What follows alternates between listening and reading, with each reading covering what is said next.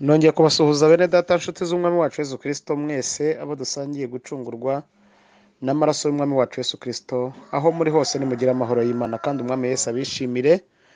Tubifurije umugisha w'Imana.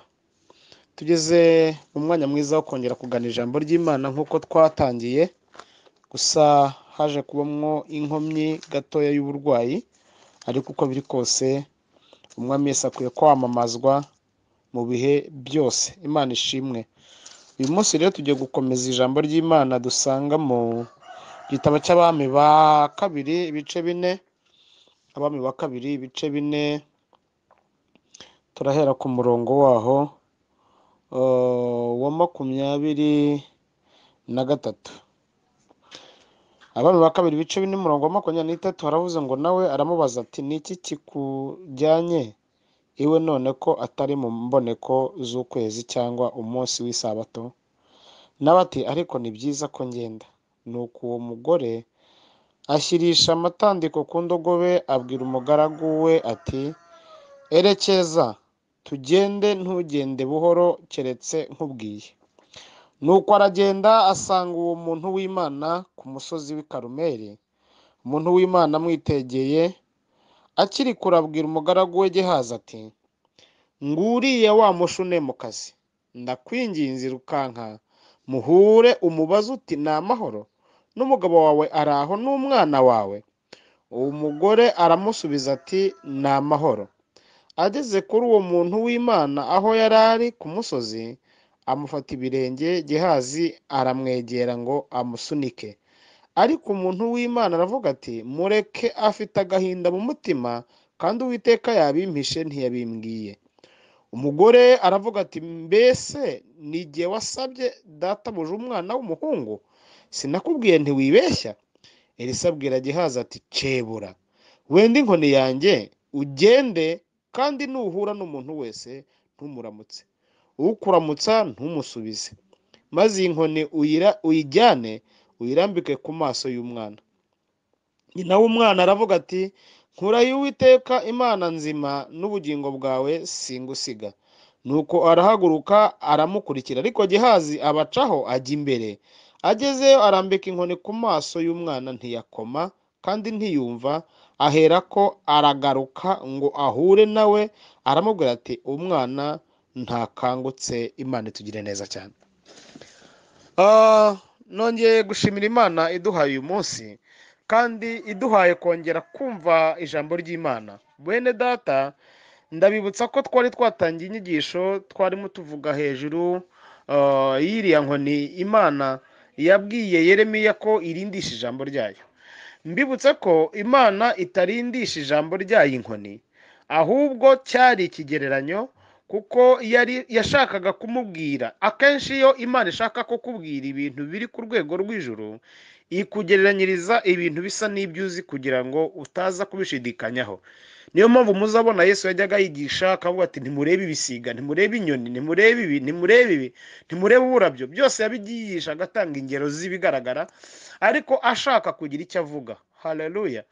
Uyu munsi rero ntuze kumva ko Imana irindisha ijambo ryayo inkoni, ahubwo Imana irinda ijambo ryayo gusa. Ibyo birahagije. Imana irinda ijambo ryayo. Iriya nkoni y'umurinzi Yeremiya yari abonye cyari ikigereranyo, kuko Yeremiya yari ayizi nyine, yayise inkoni y'umurinzi. Hanyuma Imana irangije ivuga ati rero uko uyibonye ari inkoni y'umurinzi urinda, nanjye niko ndinda ijambo ryanjye. Turi kuvuga rero izindi nkoni zaba zifitanye isano n'iyo ngiyo Yeremiya yabonye. Haleluya. Twavuze ku munsi wa mbere inkoni ya Mose, iyo twise ngo ni inkoni ikugarurira agaciro aho wagataye. Hanyuma ku munsi wa kabiri tuvuga inkoni ya Aroni irabya, aho twavuze ko ari inkoni ikemura impaka n'amatiku n'ibibazo mu miryango n'ahantu. Uyu munsi wa none turashaka kuvuga kuri iyi nkoni noneho ya Elisa. Inkoni Elisa yahaye Gehazi ngo agende ajye kwikoresha umurimo, ameze nk'umuhaye ubutware, ameze nk'umuhaye uburenganzira bwo kujya kuba nawe yagira icyo akora mu murimo w'Imana, ariko agahabwa kondisiyo agahabwa kondisiyo zimubwira ko hari ibyo agomba kwitondera mu buryo bwo gutwara iyo nkoni. Iyi Mana Elisa abwira Gehazi amagambo abiri. Amubwira ko ijambo rya mbere yaramubwiye ngo ntugire umuntu usuhuza wowe, icya kabiri nugusuhuza ntuze kumwikiriza. ni ukuvuga ngo muri ibyo bintu bibiri, muri izo kondisiyo ebyiri, niwo wari hazingiye igisubizo cy'ukuri, niba bikunda cyangwa bidakunda. ni ukuvuga ngo Gehazi, Elisa ntacyari bumubwire, icyari bumubwire ko byagenze neza nk'uko byagenze, nk'uko yabyifuzaga, ni uko ari buze kubona umwana yazutse.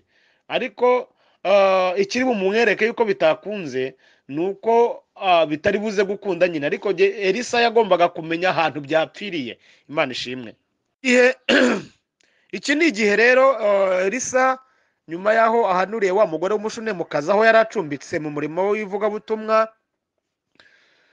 Mwibuka umugore wigeze mugirira neza, amucumbikiye iwe, ariko baza kumenya neza Gehazi na Elisa ko nta mwana bagira. Urumva Gehazi yasigaraga mu rugo mu kazi, Elisa yagiye ku murimo w'Imana. Gehazi rero niwe wamenyaga amakuru menshi. Elisa yagendaga azindutse akagaruka ananiwe, hanyuma Gehazi rero akamenya amakuru situwasiyo muri urwo rugo. Kandi ntibivuze yuko ruriya rugo rushobora kuba rutaragiraga abandi bana. Nuko mu gihe cy'isezerano rya kera muri Isiraheli, urugo rwabaga rwarabyaye abakobwa 10 byabaga bivuze ko rutarabyara. Urugo rwitwaga ko rwabyaye ari uko rwabyaye umuhungu. Kuba rero yaravuze ko nta mwana w'umuhungu uhari, ntibisobanura ko nta bandi bana bari bahari. Birashoboka ko hari abandi bana b'abakobwa, ariko nta muhungu urahavuka. Elisa amuhanurira ko uwo mwana w'umuhungu azamubyara, ashyiraho n'igihe. Haleluya. Igihe kigeze rero umwana aravuka, arakura, ageze mu myaka za 17 hafi aho, umwana ngo aza gutaka umutwe w'abarimo basarura imyaka, amanuka ataka, amanuka avuga ko afite ikibazo cy'uburwayi. Birangira umwana apfuye. Wa mugore ntiyihutiye kujya gutabaza abandi. Yesu ashimwe. Ntiyihutiye kujya gutabaza abandi bantu abo ari bo bose, ahubwo yihutiye kujya kubibwira uwabihanuye, ajya kubibwira Elisa. Imana Elisa ntiyari yigeze bimuhishurira, kuko ntabwo hari ibintu Imana itazaduhishurira biba bihishwe byayo. Hari ibintu Imana itazaduhishurira kandi bitavuze yuko tutari abakozi b'Imana. Imana itugire neza cyane. Hari umuntu wigeze uza ngo musengere, turasengana, noneho turaganira, dufata umwanya wo kubanza kuganira. Ndavuga ntese bimeze bite, turagenzwa n'iki, bimeze bite? Arambwira ati senga Imana ibiguhishurire. Tavuga ariko ntimukadukoreshe nk'akadahumeka cyangwa nk'ibindi bintu. Nawe wese kuki utambwira ikibazo ufite ngo tugisengere? Kuki ushaka ko mbanza kucyerekwa? Ati none se nturi umukozi w'Imana? Ntabwo rero Imana ihishura ibintu byose, hari ibyo yaduhishurira n'ibyo yaduhisha. Elisa ahangaha nawe yaravuze ati Imana yabimpishe. Imana idufashe cyane. Imana yabimpishe. Arangije rero atuma umugaragu we Gehazi, aravuga ati ngaho cebura wirukanke, fata inkoni igenda, ntugire umuntu usuhuza kandi nugusuhuza umwihorere, ugende uyirambike ku maso y'umwana arazuka. Imana itugire neza cyane. Elisa yarabizi ko muri iriya nkoni harimo ububasha bushobora gukora icyo gitangaza. Haleluya. Kandi saho yaragiye kugeragereza Imana, kuko murabizi ko hari aho yigeze agaragariza Imana mu ifu. Abana b'abahanuzi batetse imboga bashyiramo n'imitangatanga, yazivurishije ifu. Ageze ariko asanga amazi yahafite ikibazo, ayavurisha umunyu. Imana idufashe cyane. Haleluya. Ni ukuvuga rero ngo yari asanzwe akorana n'Imana mu buryo bukomeye. Umukozi w'Imana afite ububasha bwo kwatura ijambo rikaba. Ntabwo yari apfunyikiye amazi Elisa, nta nubwo Gehazi Prito, nta nubwo yari ashatse kumugerageza, ahubwo yari amuhaye ubutumwa, ariko abushyiramo kondisiyo. Aha rero ndashaka kuvuga kuri kondisiyo ziri mu gutwara ibintu by'Imana tubijyana mu bantu. Bwana sifiwe. Ijambo ry'uyu munsi rireba cyane abakozi b'Imana, ababwirizabutumwa, abakozi b'Imana, abantu Imana yahamagariye gukora umurimo w'Imana. Ibintu by'Imana dutwaye dushyira abantu birimo kondisiyo. Imana ibishyiramo kondisiyo. Kubitwara ni ukwigengesera, niko birivuga ko abantu bahetse ibintu by'Imana bagomba kwirinda, bagomba kugira uko bagenda, bagomba kugira uko bitwara. Noneho rero hari igihe ibi bintu by'Imana umuntu abitwara akazica kondisiyo zabyo, bigasigara bidakora bigasigara bidakora, akagira ngo nibyo byataye agaciro, naho kumva agaciro kataye ubitwaye. Imana idufashe. Nubwo Bibiliya itavuga yeruye cyangwa se ngo itomore igaragaza ibintu byose, ariko njya numva ntekereza ko Gehazi akimara guhabwa ubu butware, mwumvise ko na Elisa n'umugore nabo bahise baza, ariko ngo abacaho. Munyumvire, ntiyashatse kugendana n'abandi, yashatse kubacaho. Abacaho kugira ngo nawe agenda agaragare, nanjye mbereke, nanjye mbemeze.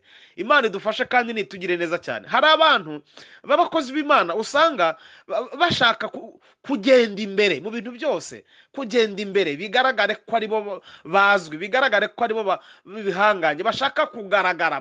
Muzababona benshi bahitinga, bagahitinga umwaka ariko mu wundi mwaka ukababura, bagahitinga mu gihe runaka ku masosho media ugasanga barabica bigacika, ariko wajya kumva amaherezo yabo ugasanga abaye amaherezo mabi. Imana itubabarire kandi turengere. Ibintu by'Imana kubitwara ni ukubitwara muri kondisiyo. Uyu munsi ndavuga ntuje cyane kuko n'umubiri ntabwo ari muzima, ndarwaye, ariko nta mpamvu y'uko ijambo ry'Imana ritatambuka. Bwana asifiwe sana. Ibintu by'Imana kubitwara ni ukwigengesera. Ndibuka mu mwaka w'ibihumbi 2009 nigeze mpurira n'umuvugabutumwa umwe ntavuze, duhurira ahantu kuri sheri, kuri ADPR ya sheri, Kicukiro sheri. Uwo muvugabutumwa yari ahitinze cyane muri icyo gihe, ariko jyewe umuzi, nari muzi za 2005 tubana mu cyumba cy'amasengesho ahantu umutoza gusenga atazi gusenga, ariko sinzi uburyo yatumbagiye, baratumbagiye abaciye ku bandi abaciye ku bandi. Reka sinakubwira ibiterane bikomeye nibo bitumiramwo, reka sinakubwira ahantu hose. Nuko duhurira rero ahantu Kicukiro sheri mu iteraniro. Hanyuma icyo gihe nari mfite ijambo rivuga ngo kuba umukristo udahindurwa n'igihe. Ijambo ndaryigisha, nawe baramuharigisha, nyine yari umuntu ukunzwe cyane. Iteraniro rirangiye arambwira ati Claude, maze kubona ko utazatera imbere kubera ko hari ibintu bituma utazatera imbere ngo ugere aho abandi bageze. Ndamubaza ntese sha wabimbwiye ibyo bintu nkabimenya nkamenya uko nitwara. Arambwira ati impamvu utazatera imbere, wigisha nabi, tuhora wigisha ibintu bikaze, ibintu biremereye, ntujye ushyiramo imiyaga, ntujye uvuga ibintu by'uburyohe ngo abantu bagukunde bakugirire neza. Ati wigisha nabi rero, inyigisho zawe ntabwo ari nziza. Ati ujye ubiharira bariya basaza nibo babishoboye. Ati ugenda gake, ati jya umenya ko twebwe tukiri batoya. Ndamubwira nti rero jya ugenda uko uhamagawe, nanjye nzagenda uko ntahamagawe. Nticyo nzi cyo gusa nuko uyu murimo uzawunsigamwo. Uyu munsi wa none uwo muvugabutumwa ni umusinza nk'urwagwa, yaraguye bikomeye cyane, ntabwo namuvuga. N'abandi benshi rero ngo Gehazi aca kuri Elisa na wa mugore. Elisa niwe muhanuzi mukuru, umugore niwe nyiri ikibazo, ariko wakwibaza ngo abaciyeho kubera iki? Ahageze Bibiliya ntigaragaza ibyabaye, ariko birashoboka ko yagiye abwira abantu. Ese Gehazi ko wirukanka ugiye hehe? Ati ngiye kuzura umuntu hariya hirya. Ese Gehazi ko wirukanka cyane uciye kuri shobuja habaye iki? Ati databuja ntumye kuzura umuntu hirya iriya. Gehazi waramutse? Undi ati waramutse. Ati yemwe abahinga mwe, ati ngiye kuzura umuntu. Mbese agenda birashoboka ko yagiye abwira abantu ko agiye gukora ibitangaza. Imana idufashe cyane, ngiye gukora ibitangaza. Tujye tubumva, twajyaga tumva mu bihe bishize ugasanga bariyamatsa ku maradiyo bati twebwe turakaze, ntabwo tworoshye, twe turakora ibitangaza, ikiganza gishyushye. Ariko ibiganza bishyushye narababuze, sinzi ahantu basigaye baba. Imana idufashe rero. Ibintu by'Imana kubitwara, kubijyana ni ukubijyana witonze, ni ukubitwara muri kondisiyo, ni ukubitwara wigengesereye. Imana idufashe. Ngo ahageze rero ntibyakunda ahageze ntibyakunze, arambika inkoni ku mwana, asanga ibintu byapfiriye muri kondisiyo yahawe. Mukozi w'Imana, mwene data, mukristo, nagira ngo wongere wibuke kondisiyo ziri mu gakiza. Mu gakiza dufite harimo kondisiyo zo kwitwararika, zo kwigengesera. Nta mpamvu yo kugurukana n'ibiguruka, nta mpamvu yo kujyana n'ibigenda, nta mpamvu yo gusimbuka n'ibisimbuka. Tugomba kwitwararika muri byose. Imana idufashe cyane, tukera imbuto zikwiriye abihannye, tukavuga ubutumwa bw'amagambo ariko buherekejwe n'imbuto nziza. Imana ibidushoboze kandi Imana itugire neza. Rero ngo agarutse abwira shebuja ati byanze. ntabwo Elisa yigeze amubaza ngo byatewe n'iki, yahise amenya aho byapfiriye yamenye ko byapfiriye muri kondisiyo. uyu munsi wa none ndagira ngo uzirikane ibintu Imana yaguhaye. Bwana asifiwe. Nanjye nzirikane ibintu by'igiciro Imana yampaye, hanyuma uyu munsi wa none turebe uko tubitwaye. Imana idusure, Imana iturengere. Hari abantu benshi nzi, ntabwo nshaka kurondora amazina yabo, nanjye ndacyasenga Imana ngo inkomereze amaboko kuko ntawo ndagera. Bagiye bazima, bagiye barangira, ariko bazize guca ku bandi. Ugasanga umuntu akijijwe none, Imana imuhaye impano, imuhaye ibintu byayo, arashaka guca ku basaza bamaze imyaka n'imyaniko mu itorero, agatangira kubona nk'abapagane, agatangira kubona nk'abantu batazi Imana, agashaka guca ku bakozi b'Imana bagenzi basanze mu murimo. Mbese ugasanga arashaka kubarenga, arashaka gutambuka ngo arengane. Uzaba igikenya, ntabwo uzagerayo amahoro. Ibanga rero ryo kugendana ibintu by'Imana ni ukwitwararika, ni ukugenda wigengesereye. Imana idufashe. Iyi nkoni ntabwo ariyo yataye agaciro kataye uwari uyitwaye. Hari igihe ibintu by'Imana abantu bibwira ko byataye agaciro, ndetse n'uyu munsi wa none usanga hari ababigira inkuru batareka ibintu by'Imana, ibintu by'agakiza, abantu babihinduye ukuntu. Ndakurahiye nkukuriye inzira ku murima, ntabwo ibintu by'Imana byigeze bita agaciro, ahubwo agaciro katwaye abari babitwaye. Ni ukuvuga ngo byo biracyafite sigise yabyo, ntibiraba demode. Ndagira ngo nkubwire ko rero agakiza karacyari kandi inzira ijya mu ijuru iracyari yayindi. Nta kintu kigeze gihinduka. Ababigoretse n'ababitwaye n'abo ngabo bihorere, ubwo Imana ifite uko izabagenza. Wowe witwararika ibintu by'Imana, wowe ubirimo neza uyu munsi wa none, wumva Imana igihamiriza, hagararamwo neza. Nari nongeye gusubiramo ngo ntabwo ibintu by'Imana bita agaciro gata ababitwaye nabi.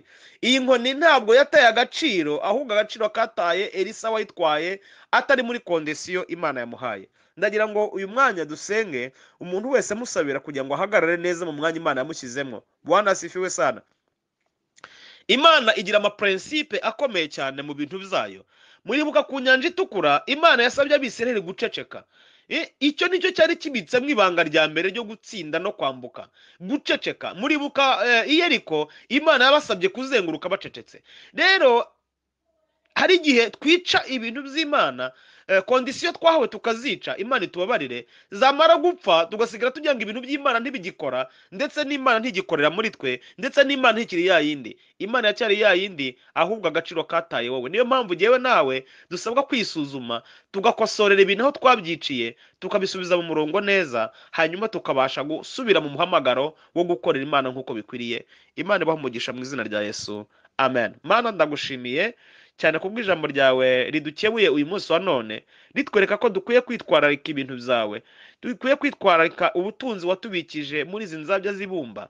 Tubabarire cyane aho twabutwaye nabi, tubabarire aho twabugoretse, tubabarire aho twabuze ibidakwiriye, tubabarire aho twabaye bamwishakira ndamu, tubabarire aho twagenze uko bidakwiriye, tubabarire aho twavuze ubutumwa butari bwo kugira ngo ahari dushake izindi nyungu zindi ku ruhande. Buri muntu wese mu ruhande rwe wumvise iri jambo ndamusengeye. Kandi si ibyo gusa, n'agakiza twahawe nabwo ni ubutunzi bukomeye. Senge n'uyu mukristo nawe utarahagaze neza mu mwanya we, umugire neza guhagarara mu mwanya we, nibyo bibitsemo ubutsinzi bwo kwakira icyo yifuza. Mwami Yesu, tubonye ko ibyawe bidata agaciro gata ababitwaye. Tugire neza rero buri muntu wese umuhe kwisuzuma no kumenya uko akwiye kwitwara muri uyu murimo wawe, kugira ngo tuzasoze urugendo amahoro. Tubisabye Imana mu izina rya Yesu, amen. Mugire umunsi mwiza.